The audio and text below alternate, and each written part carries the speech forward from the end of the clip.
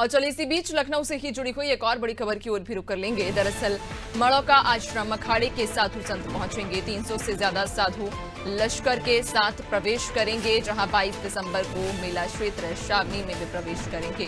तो मड़ौका आश्रम अखाड़े के कई सारे साधु संत पहुंचेंगे, जहां 300 से ज्यादा साधु लश्कर के साथ प्रवेश करेंगे। यहां 22 दिसंबर को मेला क्षेत्र छावनी में वे प्रवेश करेंगे। तो लखनऊ से ये बड़ी खबर, जहां आपको बताते चलें कि मड़ौका आश्रम अखाड़े के साधु संत पहुंचेंगे। यहां 300 से ज्यादा साधु लश्कर के साथ प्रवेश करेंगे, जहां 22 दिसंबर को मेला क्षेत्र छावनी में वे प्रवेश करेंगे। ज्यादा जानकारी लेंगे सहयोगी नितेश लगातार हमारे साथ बने हुए हैं। नितेश, कहा जा रहा है कि 300 से जो ज्यादा साधु लश्कर के साथ में मड़ौका आश्रम में प्रवेश करेंगे, क्या जानकारी?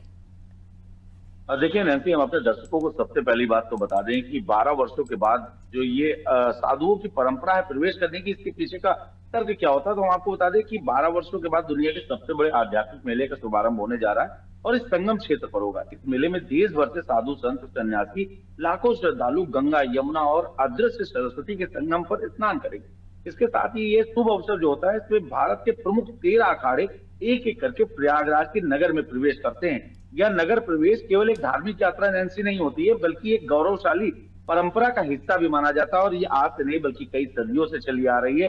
इसमें अगर बात करें तो यह सनातन परंपरा का एक अभिन्न हिस्सा है, जिसमें सभी अखाड़े शस्त्र और शास्त्र का प्रदर्शन करते हुए नगर में प्रवेश करते हैं। वे अपने तेज और आध्यात्मिक शक्ति से नगर को पवित्र करते हैं और इस परंपरा का ऐतिहासिक महत्व भी है, जो प्राचीन काल से लगातार चला आ रहा है। नगर प्रवेश का अगर उद्देश्य को लेकर बात करें नैन्सी, तो ये धार्मिक यात्रा सिर्फ, और इसका उद्देश्य सिर्फ धार्मिक यात्रा करना नहीं, बल्कि ये एक प्रकार की धार्मिक शक्ति और शस्त्रों की परंपरा को सम्मानित करने का भी अवसर माना जाता है। जब साधु संत और नागा सन्यासी अपने दल बल के साथ नगर में प्रवेश करते हैं और उस दौरान जो उनकी हुंकार रहती है, वो कहीं ना कहीं रोम रोम को रोमांचित कर देती है। तो इस यात्रा के दौरान शस्त्र और शास्त्र दोनों का परिचय का भी एक संगम देखने को मिलता है और शस्त्रों का यह प्रदर्शन सनातन संस्कृति की रक्षा और संरक्षण के प्रतीक के रूप में देखा जाता है। खासकर जब यह इस परंपरा के बारे में बात करें तो मुगलों से सनातन संस्कृति को बचाने के समय से ये परंपरा लगातार चली आ रही है और इसी के क्रम में आज मड़ौका आश्रम में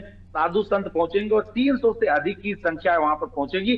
और ये साधु संतों की जो संख्या है, ये संदेश भी देगी शस्त्र केवल रक्षा के लिए होते हैं, साधु संत इन्हें धर्म और संस्कृति की रक्षा के लिए इस्तेमाल करते हैं। और यह वैभव न केवल शस्त्रों का प्रदर्शन करता है नैन्सी, बल्कि यह सनातन संस्कृति के अदृश्य तत्वों की महिमा को भी प्रकट करता है। तो प्रयागराज से वो तमाम तस्वीरें आज से देखने को मिल जाएंगी। जी नैन्सी, बिल्कुल, यानी कि 12 सालों के बाद इस महासंगम में लाखों हजारों की संख्या में साधु संत पहुंचेंगे। और अगर आगमन की हम बात करें तो अब जल्द ही उनका ये भव्य आगमन भी होने जा रहा है। बहुत शुक्रिया आपका, बने रहिएगा और भी आगे आपसे अपडेट्स लेंगे।